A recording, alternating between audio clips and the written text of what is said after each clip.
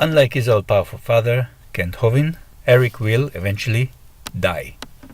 If you never met Kent, the father, that's only because you think you didn't. Everybody knows Kent Hovind, only some of us are not ready to admit it. Eric, on the other hand, as we have already seen, is rather simple. The fact that I was comprehensively beaten by him and driven to suicide is more a comment about me. No long after I died, I was back on this earth, stronger, wiser, and ready to defend science again. "Hi," said Eric Hovind. "How was death for you?" "No big deal," I said. "What kills you makes you stronger." It was meant as a compliment, but Eric said, "Thanks.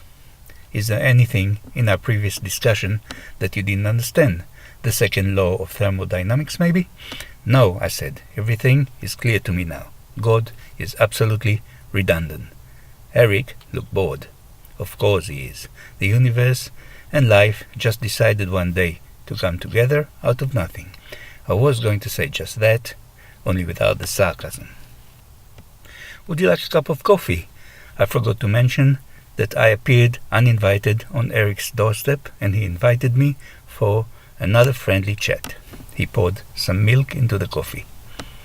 According to the second law of thermodynamics, only God can separate the milk from the coffee and put it back in the cow. "That would be so kind," I said. I looked at a photo of Eric's father and Mrs. Hovind on the wall. According to the date on it, it was quite recent. Mrs. Hovind had a lovely smile. "Your mother looks well, considering her years," I said respectfully. "Is this your sister's photo?" "No," said Eric, referring to the photo next to it, to the left. "That's my mother when she was crowned Miss Creation Florida 40 years earlier. My father judged that contest." "How astonishing," I said, and sipped at my coffee.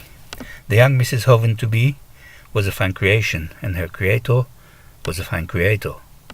She had the same lovely smile. "You can say that God created me on that day," he said, and then pointed to a photo on the other side, the right one, which was dated 40 years into the future. It had 2 skeletons holding hands on it. One of them had a lovely smile. "These are my parents," said Eric. "Unlike God, they will die, just like you will."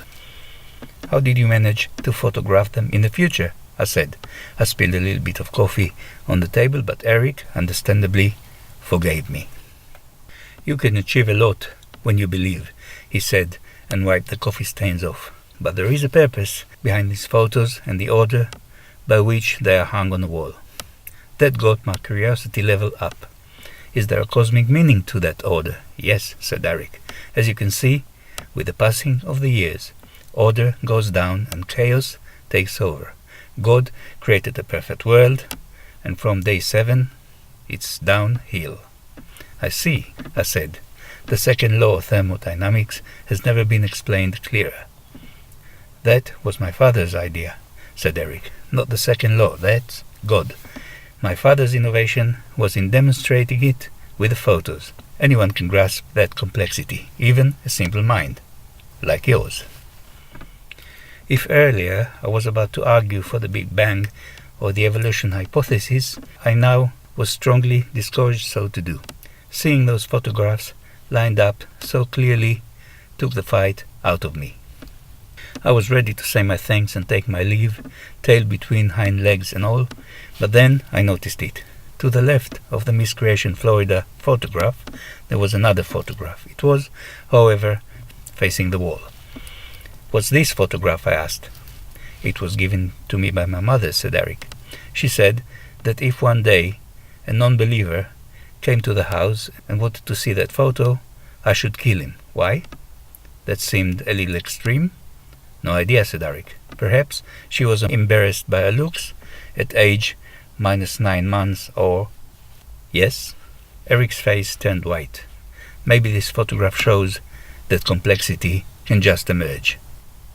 But then he dismissed the idea, or perhaps not. My mother is as simple a woman as she has ever been.